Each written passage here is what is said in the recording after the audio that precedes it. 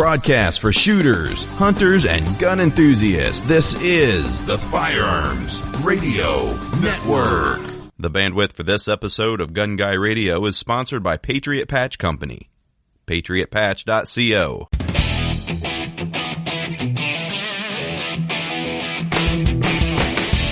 Welcome to episode 263 of Gun Guy Radio. I'm your host, Jake, with co-host Zach. We talk about guns, prepping, homesteading, cars, trucks, so much more. Everything a gun guy is into. This episode is brought to you by Patriot Patch Company. Hey, Zach, how's it going? Well, pretty good. I think this might be a record if you get this out on time, like one per month here. Yeah, I won't get it out in time. Don't worry about that. I didn't actually check when the last one posted, so we'll see. A couple weeks ago or something. It posted, I think, 2 weeks after we recorded. So, yeah. It's my least favorite thing to do is edit. So this show's perfect. There's no editing. I edit out a lot of my ums and ahs and stuff. Oh. Yeah, what have you been up to? You doing anything in guns? We're always doing something in guns. I work with them every day. You know, it's one interesting thing is we recently closed, I think since last episode, on at work, we bought a SIG parts company. So we're going to be selling SIG parts pretty soon. SIG parts? What? Yes. Yeah. So, I'm getting into SIGs a little bit more right now. We bought a bunch to test and, like in our office, we have a stable of all the guns that we make parts for. So you can, check parts against factory parts and everything. And so we started building up the SIG inventory and got quite a few of them. And, I didn't really like the SIG 320 originally when it first came out. It just felt like the height over bore felt just too much for me. And I never really shot those guns well, like the classic SIGs, the DASA, like 226 and all that. I remember I had a pair of them. I bought them sight unseen back in the days when you can order guns out of the Shotgun News, I think I remember shooting one of those you had. Yeah, I remember CDNN had them and they had like pitted slides and they sold them cheap. Like if I would have kept every gun that I ever bought, they'd be worth so much more now. But then also I wouldn't have had the money to buy the next gun. So it's kind of a chicken egg situation there. But anyways, I never really liked the 320s. I thought the little side cover plate in the back looked hacky. It reminded me it looked to me initially like it was a hammer fired gun that they decided to quickly make a striker fired gun. And they just like covered a little hole where the hammer was. But, they've obviously. Wait, everyone else is doing striker fired. We got to change this. Exactly. But man, it's, their triggers from a factory gun is pretty darn good. And then there's a lot of aftermarket support, which is why we're getting into it. The company we bought, had triggers, magazine releases, and takedown levers ready to go. So it kind of just jump started our production and product line. So we'll do slides and barrels next and all the other, parts. But this is our very, very, very first start. So we're just getting into it and it's pretty interesting to see. And so when we did that, we got all the employees and let them shoot every gun and, all the combinations and stuff. And I got a little more trigger time on them and they're not as bad as I remember, especially with the swappable grips. Like the cheapest SIGs, like the ones, that are, the base model guns, their grips just feel the guy at work described it best. It said it's like a potato gun. It's like you're carrying, like your hand is on a russet potato and there's a barrel coming out the top. And that's what it feels like. Well, you're in Idaho, so it's a perfect gun. It's an Idaho special. But I was like, wow, you're really right. And they're not bad, but they just feel bigger in every dimension than a Glock. And they are technically, I guess, if you look at the dimensions. But, the trigger is so short and pretty light. Factory, they're not super, super light, but man, it's when you fire them with that sear system, it almost sounds like if it was a Glock, you'd think it was a light primer strike. Like it has no force behind it. It doesn't, a Glock, you feel it you're pulling the striker back during that firing operation. You're not doing that with the SIG, it appears. And so it just goes off and it's just a very foreign feeling after having so many years with the Glock. But, I actually do like it. We got the fancy one. We bought that one with the metal grip frame under it. Is it AXG or AKG, whatever I was looking at that today. I'm like, why is this thing over $1,000? Oh yeah. And it is awesome. Is it? It's awesome. Yeah. It's because it puts grip panels on it, and they're not, I thought they would be like compatible with like a 226 or something, but they're their own grips, which did make sense after I looked at it closer, because they actually have like a little grip in the back strap too. So it's like 3 pieces of grip panels, but we got the one with like the wood grain grips. It is like the gentleman's SIG 320. Like, it looks like a classy man's gun, and it's pretty neat. It's pretty heavy. It's a shorter barrel though. I thought it would be like the full size, but no, it's the shorter. But that's the nice thing about the SIGs. Like, all the grips and slides fully interchange however you see fit. So you can make some goofy combos. And that's where like those companies like Parker Mountain Machine, where they make those compensators that fit in the length. And you use like a 3.6 inch barrel with the 2-port comp, and then you use a full size grip underneath it, so the dust cover on the grip matches the end of the compensator. So it's the overall length of a full size, but it's a subcompact with a comp on it. It's pretty neat how they did that. You can't really achieve that with Glock because of the way the rails and lugs work on the barrels, but it's pretty neat. And there's a lot of little things.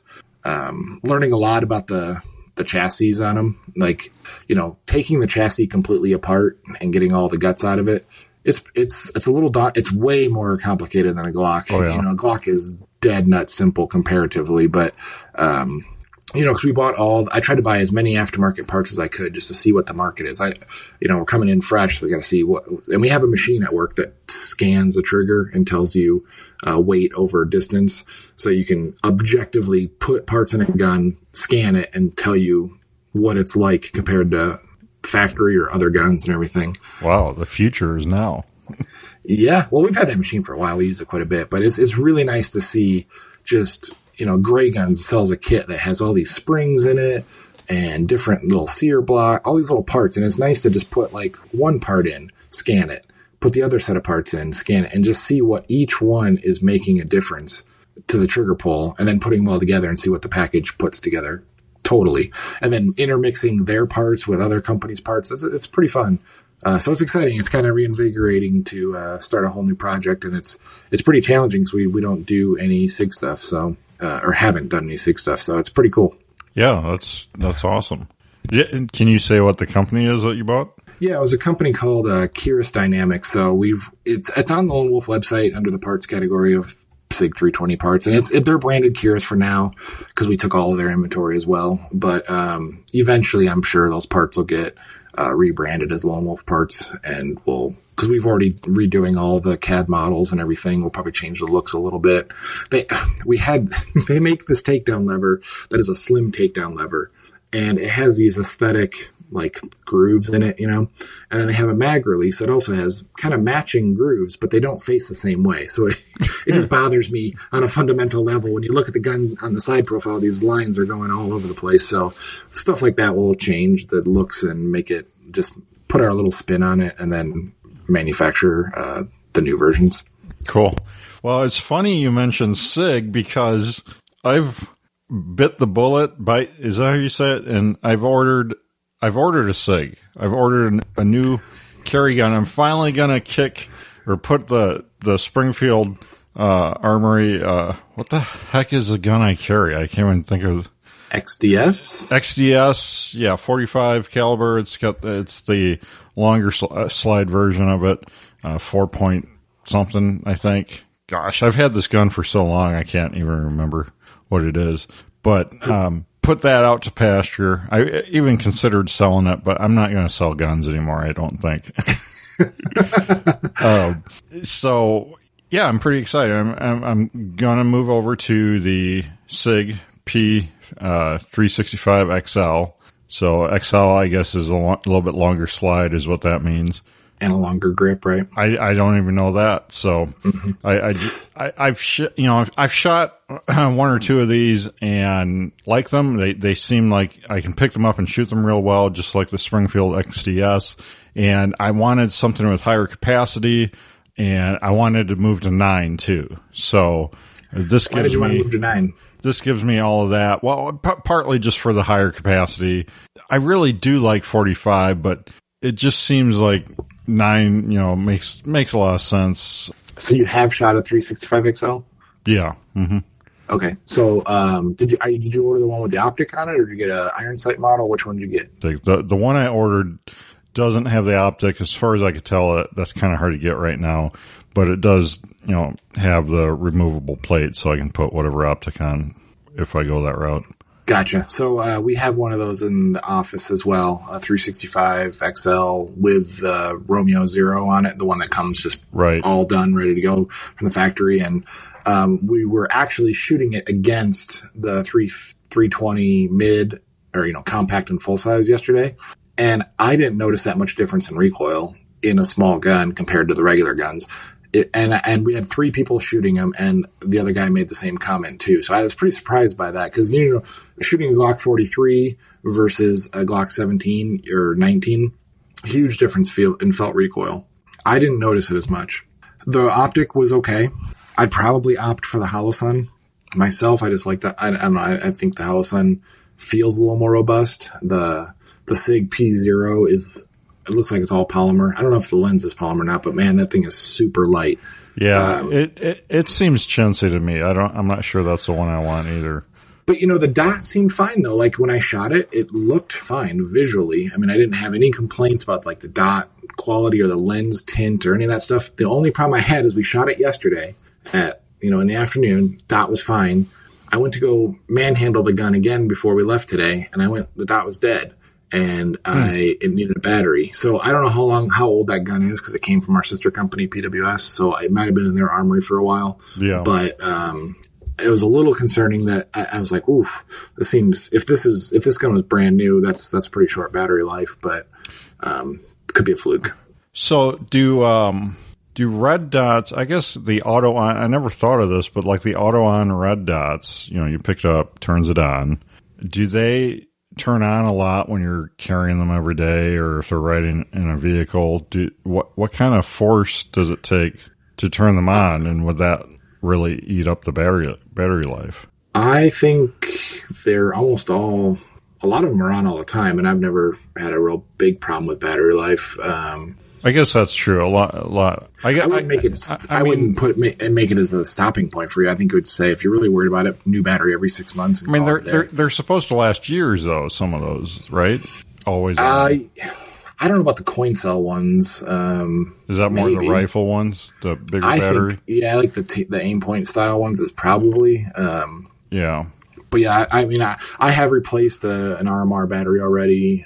And I've had to replace batteries on my personal pistol dots, but I think it's part of the course, par for the course. You just that's part of the deal. I think, if I do that, I should put on my calendar like every 6 months to switch out that battery. Cause you're right. The coin style ones can't last that long. There's just not much to them.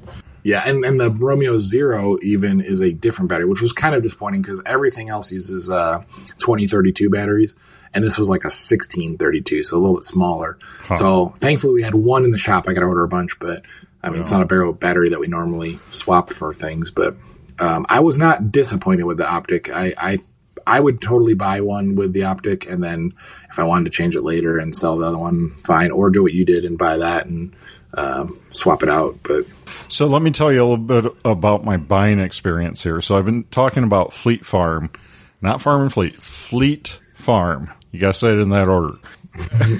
But one of the greatest stores ever. Maybe not. I don't know. I've been real impressed with them. I was able to buy this, and I also ordered a Heritage Rough Rider. Oh, wow. There's a dichotomy of both ends of the spectrum. Right. Oh man, I've wanted a little 22 revolver, Western Wild West revolver for so long. My dad had some, and I used to, just be able to shoot them at his place. But now we live kind of far away, so. And, with inflation and everything, and you're not going to see these go on sale for $119 for much longer. And so it was on sale. I'm like, I'm pulling the trigger on this one too. But get this, I could add both of these to the cart and check out for store pickup. And they had it ready at the gun counter up there in Sioux Falls in 15 minutes. They had them both pulled, ready to pick up. Nice. So all I got to do is shoot up there the next day or two and pick them up. And Is that the closest one to Sioux Falls? yeah, yep. And how far is Sioux Falls for you? Well, this is on the north side, so it's about an hour and a half drive. But you can just pick it up and go, right? You don't have to do any wait times. No wait times, nothing like that. And if I hand them my South Dakota enhanced carry license, that serves as my background check, so they don't even have to run me through the NICS system or whatever system they use. Yeah. I don't remember. That's how Idaho works as well. That works good. You can walk in, walk out. Well, that's exciting. Does that one come with 12-round mags? Yeah. And you can get 15 for it. Yeah, that's what we had. We had 12-round mags, and the nice thing is those 12s are flush. And on my hands, which are kind of fat, my pinky is fully captured on the grip, Good. so no issues Awesome. with a full firing grip. The 15-rounders are nice. They just have a square extension on them, and they hang down below the grip, and my pinky doesn't even touch the extended mag. So good. I had a little hard time getting the mags were new, and they're a little stiff going at first. I noticed that, like those. Okay. It seems like every metal mag for me at the first couple of loadings just takes a while to get them broken in to get where I can get all the rounds in, fairly easily. The one thing it scared me a little bit when I assumed it was brand new. It like had a stiff opening, like right when the slide was closed, the very first movement back, it felt like you had to get through like a little breakthrough point, and then it racked fine, shot fine, and everything. It's been fine. So I don't. Maybe it's just the way it was. Maybe that's good that it was that tight first and it'll wear in. Yeah. But no, I've been thinking the same thing. I've been looking at them at RSR all day. Yeah. Just thinking, man, do I want one that? Do I want to buy a SIG? That's the big thing, and it's a big decision because I have none of those parts. Yeah, I ordered a couple holsters to try out, and I may or may not have ordered a Wild West gun belt for the Heritage Rough Rider. Well, you need 2 Rough Riders now, so you can do proper I know. duels. Yeah. So should be fun. I took out the XDS, I don't know, a week ago or something, and did some drills. I've got a plate rack here and another plate to shoot at, and just did some drills at a little bit farther distance, like 15 to 20 yards, maybe even a little farther than that. And, doing some stuff where you're retreating or finding cover and firing from cover, just some stuff like that. And trying to get my heart rate up first before I engage or before I start the routine. I tried to get my heart rate and breathing going to simulate some stress. And when I try to go fast, man, I really miss a lot. And so that really kind of got me thinking that I really need more rounds because, I carry, it's only 6+1 with the XDS, and then you got another magazine with like 7+1 or 8+1, something like that. And man, you burn through those in no time. I mean, just no time. Okay, this story is painting itself pretty clear now. So you saw the mall shooting. Funny enough, it was 40 yards, and you're like, "Oh crap! I can't make a split-second shot at 40 yards." And these 45s, they'll literally they'll lob in at 40 yards. You need to get a 9mm though, shoot a little flatter. Yeah, I see. That. Yeah, 40 yards. It's like a bowling ball. It kind of just rolls across the finish line there, chunking pumpkins over. Okay, well, I get it now. To be fair, everyone is thinking that now that they saw that. They're like, maybe I should train at 50 yards. Funny enough, though, I did that before that whole incident happened. Oh, really? Yeah. So, but that got me thinking too. I don't know. It's time to move on from the Springfield. I'm still not a fan of the company. I would like to carry something else. And I don't know, it's been like 2 years now. I've had this in the back of my head that I need to make a change. So I'm going to try this out and see how it goes. Well, I don't think it'll be any problems. How do you carry? Do you carry still at 4 o'clock or 5 o'clock? 4 or 5, somewhere in there. I can't do appendix. I just not going to happen. weight wise or shooting your boot off kind of sphere? Now it's weight wise, but even when I was skinny, I just don't need something jabbing me in my. Well, you can scoot it over a little bit. You can rearrange the furniture down there. I know. It just works. I mean, the way I do it just works so well. I'm not going to change my whole, because then I got to change how I draw and everything else. And I've got it down the way I've got it. And I also ordered an outside the waistband for this because it's been hot. It's been real hot. And I'm just tired of carrying IWB all the time, and I want to carry, like 95% of the time I can carry outside the waistband no problem and still be concealed.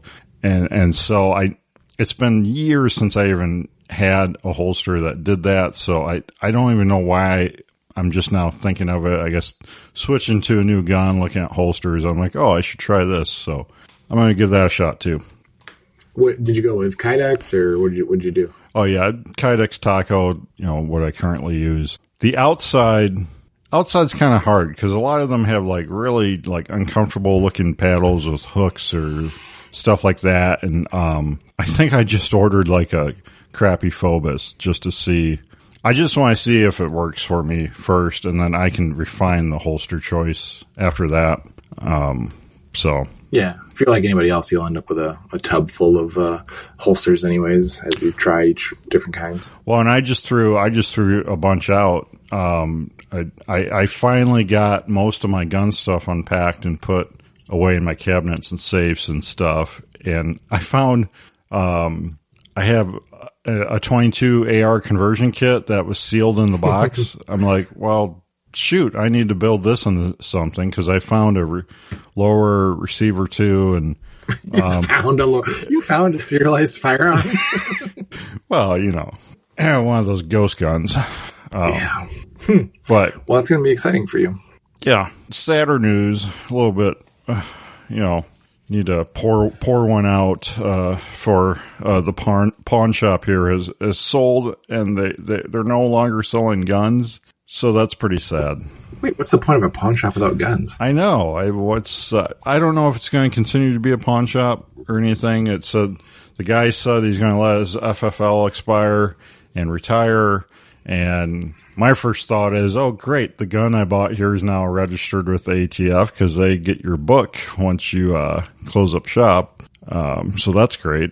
Yeah, I wouldn't be too worried about that because I may have heard of people submitting their books and the ATF losing them. So yeah, interesting. Okay, so what was it? A big pawn shop that was I got to drive to Sioux Falls now for a pawn shop if I want to look at used guns like that. It was great. It was in our Walmart town here, so smaller town, big pawn shop, lots of handguns usually, lots of rifles and shotguns, and it's just gone, which kind of stinks. And that's where I got a really good deal on that one 20 gauge shotgun, 870 Wingmaster. A good portion of the pawn shop was guns to start with. No. It had it was your classic crap Ola of crap, and then it had guns too. So. Yeah. Interesting. I was just curious if they were giving up a lot of their business for not doing guns for the next owner. You said it sold though, right? Yeah, they said they said they sold the building and all the contents. So I don't know, maybe the new owner will get their own FFL and keep going, but apparently they didn't buy the guns, so that's curious. So is that guy doing a good sales to get rid of those guns before the No, they're gone. I walked in there and everything's in. I mean, everything was there except the guns. The gun counters and cabinets were just cleared out. I'm like, what's going on? Well, the owner, when he closes down shop, he can keep all those guns. So he probably did, yeah.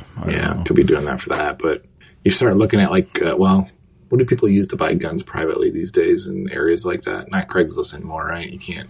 No. I don't know where. I'd say look for somewhere where you posted stuff for sale, but yeah, that's the other thing. You can't really find stuff online anymore like you could at one time.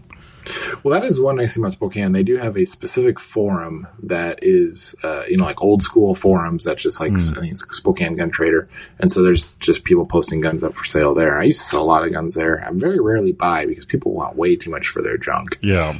They just buy the cheapest PSA guns and we're wanting, very expensive gun pricing for it. Well, that's too bad though. Well, maybe there's this business opportunity, Patriot Patch FFL.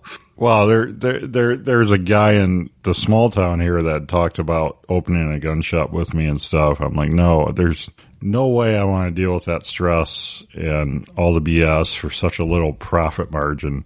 No thanks. But you don't want to spend all your weekends doing gun shows and stuff? Well, yeah. I mean, that's what you got to do, right? To survive. You got to do 1 million gun shows and, oh man, no thanks. You don't want to do all the customer service and talk to everybody about their guns? I mean, just, yeah, accidentally discharge me now. I mean, just. Yeah. Yeah. You can make money at it. I don't have the personality for it. No, I don't either. No thanks. Okay. Well, cool. You said something about ammo. Are you buying ammo? Not yet. I see it has come down. It's no longer really, really high. It's just still like double what I paid for it last time I bought ammo in bulk. Cause I looked up my older seats and stuff on some of these, cases of 1,000 for 9 and 223 or 556. And it's still, at least double what I paid for that. So it's still time to wait as far as I'm concerned. Yeah, I stepped foot in a Cabela's the other day for the first time in a very long time.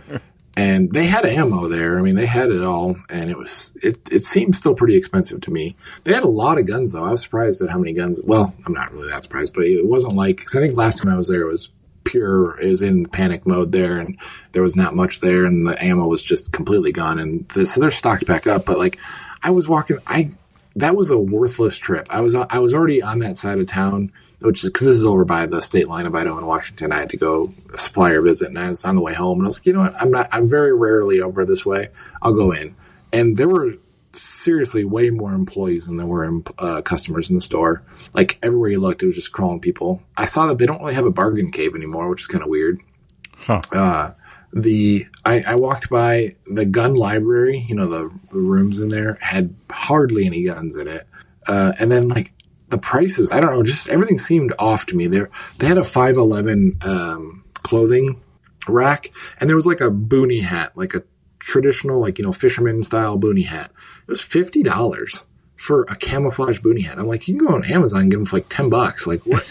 Yeah. What can 511 done to a hat to make it that much worth more? Like, it's not a technical garment, like where it's a fabric choice of some sort. I don't know. It was very off-putting, but I just kind of breezed through. Did it have patch panels? I don't. That makes all the difference. You know what I did notice? They did have 511 patches there, but they were old school, embroidered patches, not PVC.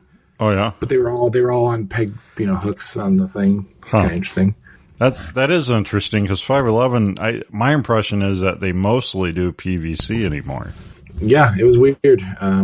But I don't know. Maybe that's what they just had around or whatever. But I don't know. I was very disappointed in the trip. But it was already on the way. So if I went all that way for that, I would have been very upset. But it is what it is. So it says you've got a pistol class coming up. You're preparing for that? Oh yeah, the time is now. It's getting real now. So, Dave Spalding, Handgun Combatives, Dave Spalding, he is retiring. I took his class when he was up here in Idaho. I've known him for 10 years. He wrote a lot over the years, and, so that's how I got to know him, because he was doing, T&Es for Lone Wolf and wrote up some stuff. So I like him a lot. He was a police officer, retired, and did training and one of those weekend class kind of deals, and local, so it wasn't a big deal. And I felt like I learned a lot there. And then he announced his retirement coming up. So he said he was doing 2 final classes, one in June of this year in Ohio and one in September in Colorado. And I was like, well, I don't want to deal with Ohio heat in June. So I think I'll take the Colorado offer, which will be his truly last class. I mean, structured class. I'm sure he'll do every so often a pop in or their class. But I think we actually interviewed him on this show for when he came out with his own set of sights for AmeriGlow. They were the cap sights. Yeah, I remember that. Yeah. Years ago now. But yeah, he had his class coming up. It's he basically rolled all of his classes that he did individually into 1 week-long course. Wow. So this is low light, just tons of stuff. So it's in Colorado, basically out by Fort Collins. And so I'm thinking it's a 1,200 round minimum class, and it's a week long. You gotta have a flashlight, all this stuff, and I'm just like, oof, this is a big deal. So, I did not want to fly with all that gear. So I think I'm actually going to drive it, which I don't love driving that distance because it's about 16 hours away. So, I picked a midpoint and I booked a hotel in Montana about halfway, and I'll do that both there and back. So I'll be gone from, Saturday to Sunday kind of thing. And, it's going to be a long, long week, but, you don't realize what kind of stuff you need. I'm an overpacker. So I think, oh my God, I'm going to need a tool to replace the optic battery. I need the batteries. I need to have all the ammo. I need mags. And, the big thing is I like shooting the CZP-10, but then, it'd be easier if I just stick with the Glocks, and I have, I have 2 19s and a 34 that I could bring that would all fit in the same holsters. I could just bring those and be done with it. But I shoot the P10 better. So it's like, maybe I want to bring the P10. And then that's where the SIG thing came in, because I was like, crap, do I have enough time to buy a SIG, like a compact or full size, get all the holsters and everything, all the extra mags, mag holders, and then vet it out enough that I feel trusted with it? It's pretty tight. Yeah. So I was just like, man, I think I would do pretty good with it, because I shot that SIG probably more accurately than I normally do, just a gun, that I'm not familiar with, just shooting enough off the cuff. And so I was like, man, that's encouraging, but I also don't want to, also the investment, man, you don't realize how much money you invest in a setup like that until you actually do it again. And I remember, when I bought that Gen 5 Glock 34 and I put the optic and I had to get a new holster for it and everything, it's just stuff adds up pretty quick. I had a pretty good amount of money in it, but I think I'm going to stick with the 34 as my main pistol for the class, because it shoots so soft with that long slide on it. So I think that's the way to go. I have plenty of mags. I have all the holsters. Actually, I don't, because he wants us to shoot either inside the waistband or outside the waistband, but not like a duty holster unless you're law enforcement, because he wants you to, train like you fight kind of thing. And almost all my setups these days are like the battle belt, war belt style setups. So they have like the forks and attachment, Safariland attachment, so it pushes them out from your body and drops them down your leg a little bit. And I don't think that's going to fly for that. So I went scrambling looking, and that's the nice thing about Safariland with that 3-hole pattern is you can buy all the different adapters to mount it different ways. So I did have, I had a P10 holster that was it was actually a T-Rex Arms Ragnarok, and it has the hole pattern in the back. And I thought, I actually had a Safariland belt loop adapter, which is just a flat polymer piece with some slots and some holes in it. And I'm going to try that with, probably this weekend under a belt and make sure it's not too close. Cause I got too big at love handles. I don't want to, I don't want to rub my belly on the way up. But then this is the other big wild card. I don't know if we talked about on the show, but I'm having bariatric surgery this week. And so I'm going to lose weight between now and September. And so I don't know what size I'm going to be. Like right now, my belts that I have, like the Velcro inner and outer belt stuff, don't really fit right, but they will by then. But how much smaller will I be from when I had them? So it's like this big thing. Do I wait to the very end to buy a belt, or do I just use a leather belt that has multiple holes in it and call it a day? I like the rigidity and stiffness of the Cobra buckle belts, but maybe that's not realistic. Man, you're going to have to get a whole new wardrobe and everything. Oh, yeah. And that's another thing is I probably have to get another pair of pants, because I'm not going to be like pulling my pants up every 2 seconds, and everything. Shirts you can get a little bit baggy and be fine, and actually shirts are cheap, so who cares? But I mean, this is, I understand the average person's reluctance to training, because, this class is $1,300. I have 7 days of hotels on there. 2,000 miles of traveling. Thank God my car gets, almost 40 miles a gallon. So it's only going to be about $300-ish in gas at $5 a gallon. food, you're going to be eating out. I'm actually going to buy, Costco has these, Yeti knockoff coolers right now. At least they did when I was there a couple weeks ago. They probably are gone by now, my luck, but, we just got our Costco rewards check from membership. So I'm like, oh, that'll buy a cooler. So I think I'm going to go buy a cooler so we can stock up all the food that I need. Cause I'm going to be eating a little special now being on the, bariatric weight loss plan. And so I want to have as much food there so I don't have any excuse to screw up. And, so I think I need to go to cooler, and it's just like, man, just the ammo alone, 1,200 rounds. And I'm not bringing just 1,200 rounds. I'm going to bring probably 2,000 just to be safe. I don't want to end up running out for whatever reason. And it's a big endeavor. That's a lot of money to ask the average person that's not like an enthusiast like us. But the training that you'll get in that week is going to be invaluable for the rest of your life. So it's like, how do you not pay for it? But then if you don't have the money, how would you even pay for it? And then you need a backup gun because, one is none.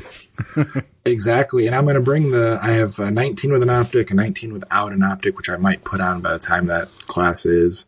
But also, I don't know, some of those things it's just easier to do with iron sights. So I might just put a good set of iron sights on that one, do an optic on the other one, and then the 34 has an optic. So I don't know. It's a tough question, but I'm excited about it. It'll be the first class I've taken in a little bit. So, it'll be interesting to see. But yeah, I'm looking at the email or the what he's covering here, and it's pretty cool. He's got, I guess he doesn't break it down to what. Oh yeah, it's the Legacy Complete Package Program. Incorporate all the primary lessons learned from Combative Pistol, which is the one I believe I've taken. Kinetic Combat Pistol, which is movement and everything. Adaptive Combat Pistol, don't know what that is. Concealed Pistol and Reduced Light Combative Pistol. So that's pretty cool. I'm pretty excited. I'll like to get all of his knowledge before he retires. Yeah, it's pretty neat that it's all together crammed in 1 week. I mean, it sounds exhausting, but overall it would save you a lot of time if you went to 3 or 4 different classes to cover all that. Yeah, that's for sure too. If you had to take all those separately, that's, 4 or 5 weekends. And I think the average class is, $500 or so. So it's probably cheaper. You're right. It's cheaper in the long run, but yeah. It's just a lot of work getting ready and making sure you have all the mag pouches and everything and how you're going to carry them. And, do you have enough mags that you've vetted and you feel good about and everything? And I went on a flashlight kick. Oh man.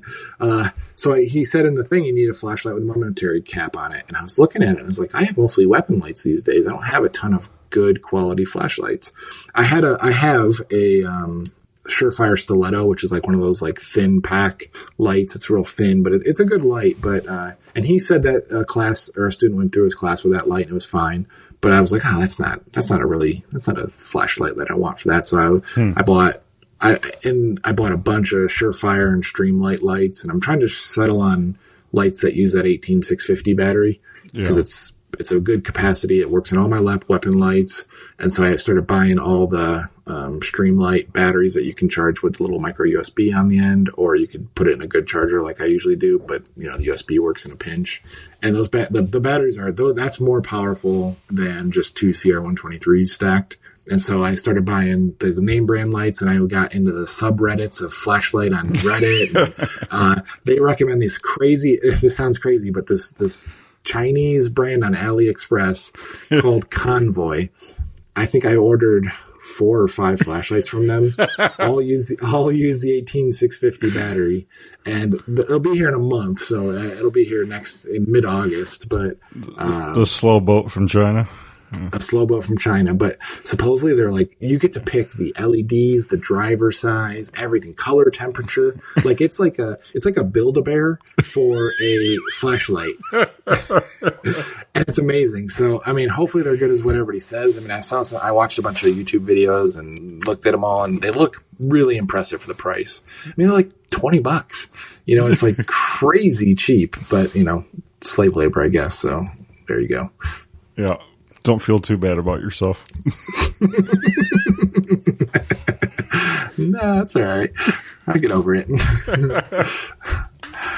So I had to get flashlights. So it's kind of a knock-on effect. And I think I need to order the only 34 holster that I was using for the light is, like a big Safariland, the big thick plastic ones they use. So I'm going to order like a regular IWB one. But other than that, that's what I'm planning on.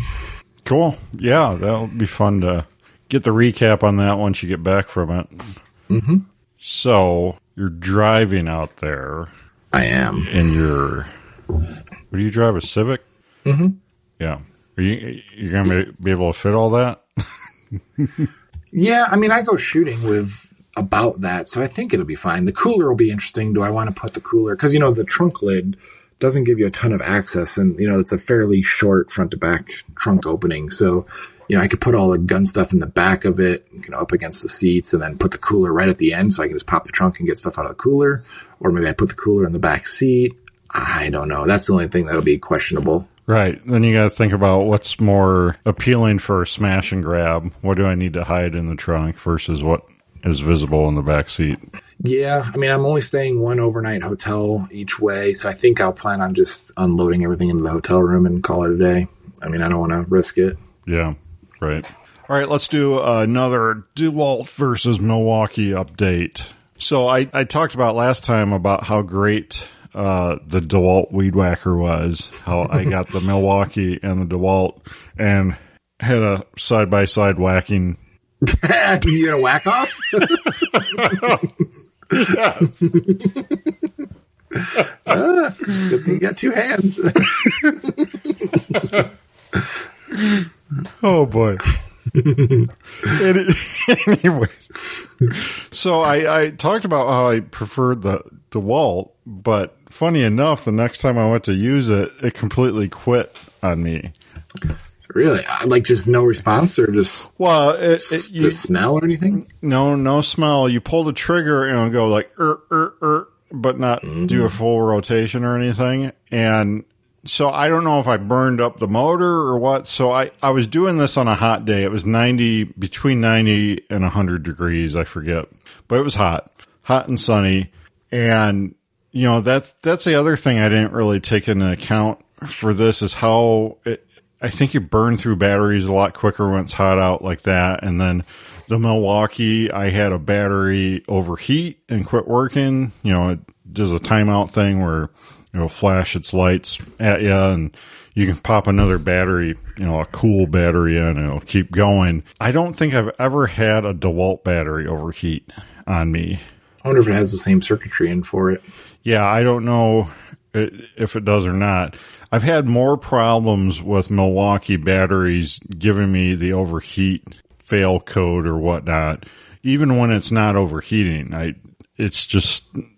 It's a built-in safety feature I don't think needs to be there. It's kind of annoying. This DeWalt, I'm like, great. I just talked about how much I love this thing and now it's not working. And so I message, I bought it from a third-party seller on Amazon, not Amazon themselves. Message them. They're like, oh, so sorry. Out of your 30-day, window, contact DeWalt.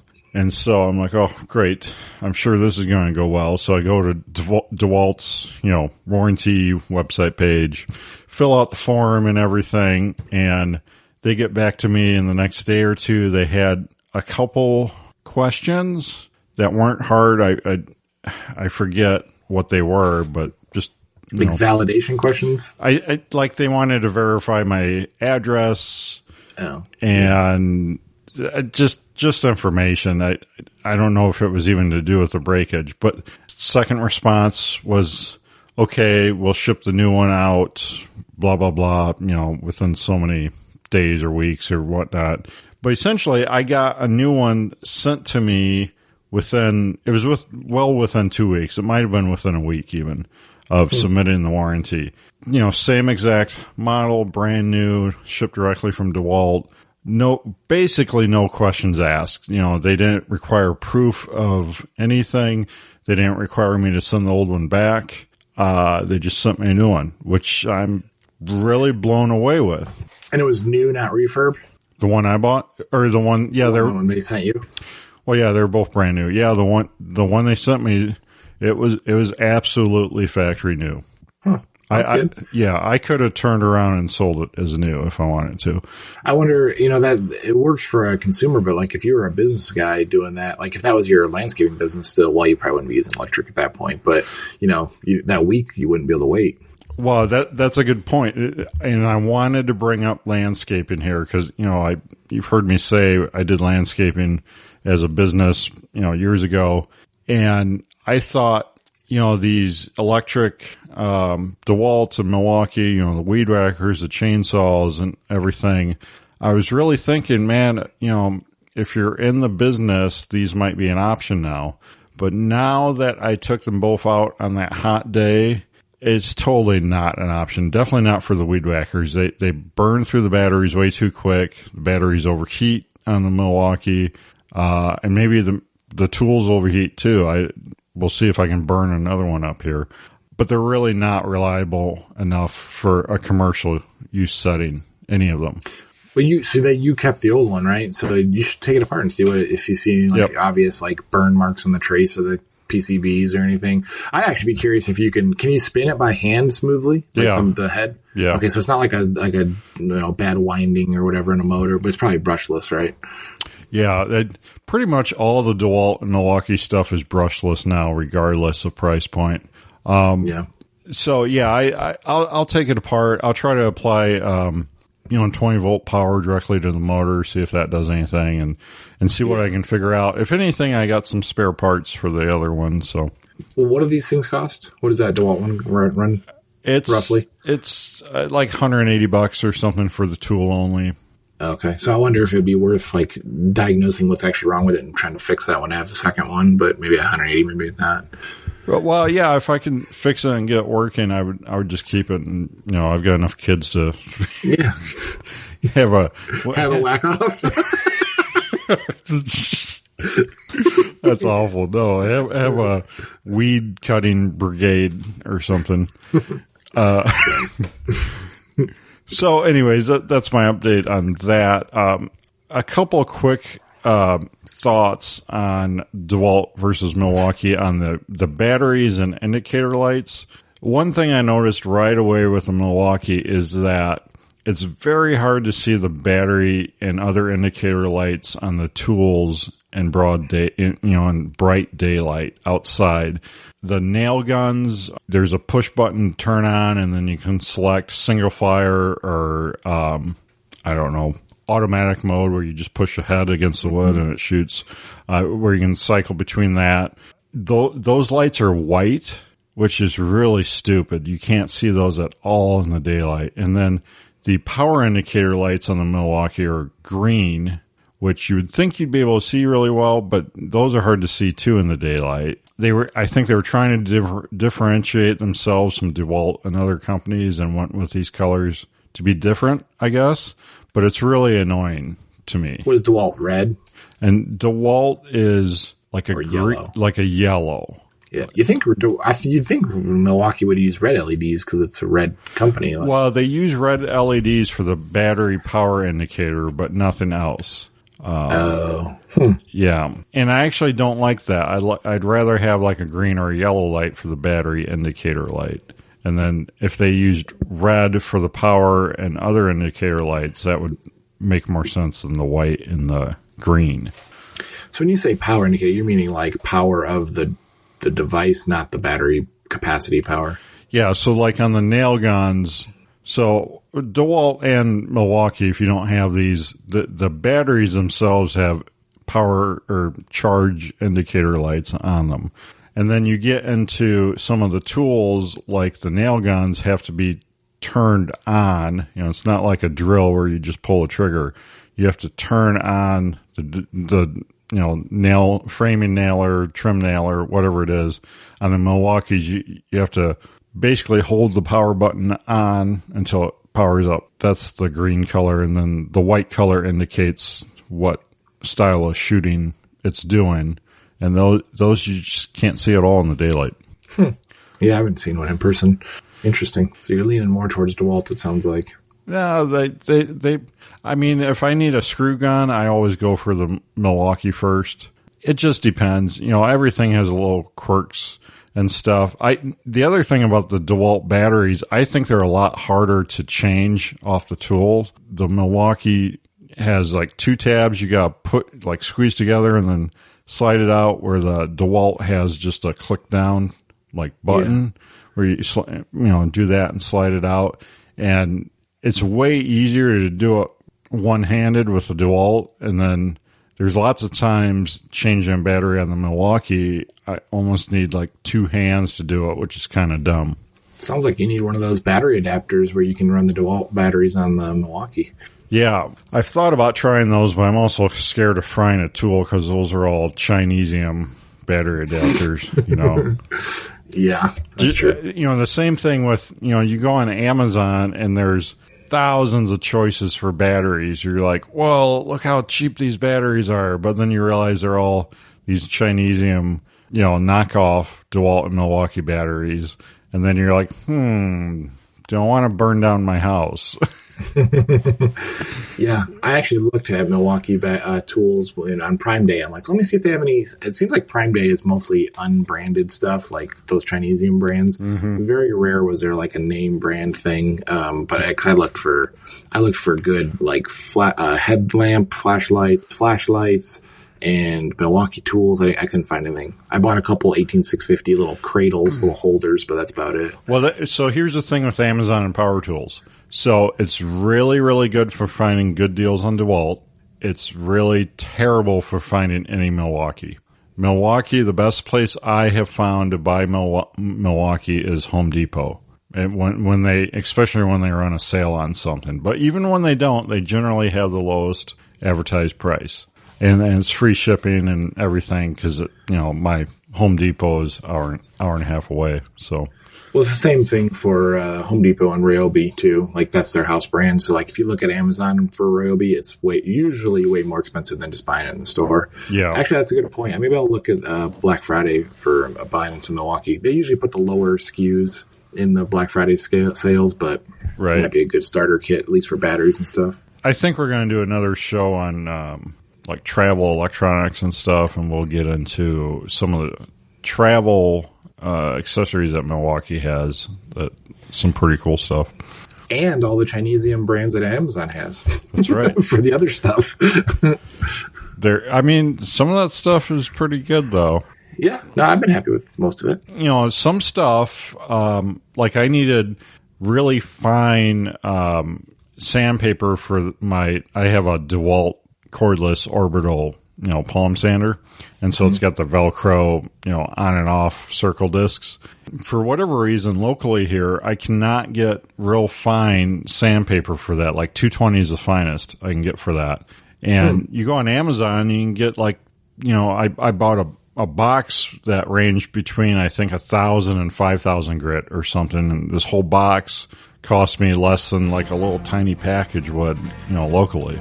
I did the same thing when I was doing a lot of woodworking. I don't think they're the best quality. Like, I think the abrasive comes off the pad a little bit faster than a regular one. But for the price, I can swap a Velcro pretty quick. Yeah. Some of that stuff it does wear out a little bit quicker. Well, the other thing, like the multi-tool heads, like those are so expensive. If you're buying name brand multi-tool, like wood cutter, metal cutter heads, they're super expensive, but then you can buy like a case of them on Amazon for like nothing. Yeah, I've only had experience with like the Harbor Freight versions of those. So the cheapest Harbor Freight ones that even those are way more expensive than the stuff on Amazon. Like some of that Harbor Freight stuff is really getting as pricey as like any of the house brands you'd see at Menards or Lowe's or somewhere. Harbor Freight's not what they used to be. It's not like, oh no, you can go there and get killer deals like you used to. Yeah, that's for sure. Huh. Interesting. All right. Well, I think that'll wrap us up here, Zach. Hopefully your surgery and everything goes well. Yeah, I expect it to be. I've been on a liquid diet since last Wednesday, and you'd think that'd be horrible, but I'm actually not hungry or anything. It's kind of crazy how that works. You're not supposed to be drinking all that much before surgery. Yeah, I mean, the vodka just makes you forget about it. This man is pure alcohol. All right. Well, if you need website design, artwork design, check out Ryan Cross at Hunter of Design. He does all the awesome artwork for Patriot Patch Company. Also, check out Patriot Patch Co. We have awesome new patches in stock. We have some new embroidered patches, which are just dropped. Check those out, patriotpatch.co. And you can reach us at gunguyradio@gmail.com. Don't forget to check out all the other awesome shows here on the Firearms Radio Network. Well, that's a wrap. Thank you, Zach. Thank you.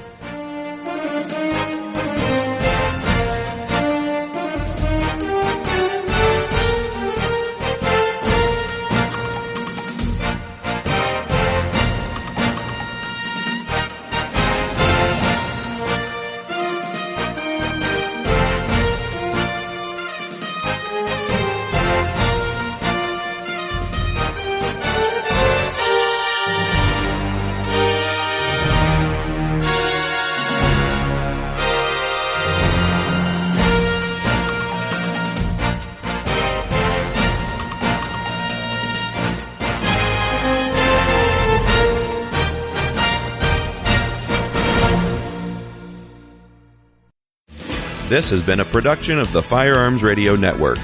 You can find more information at firearmsradio.tv.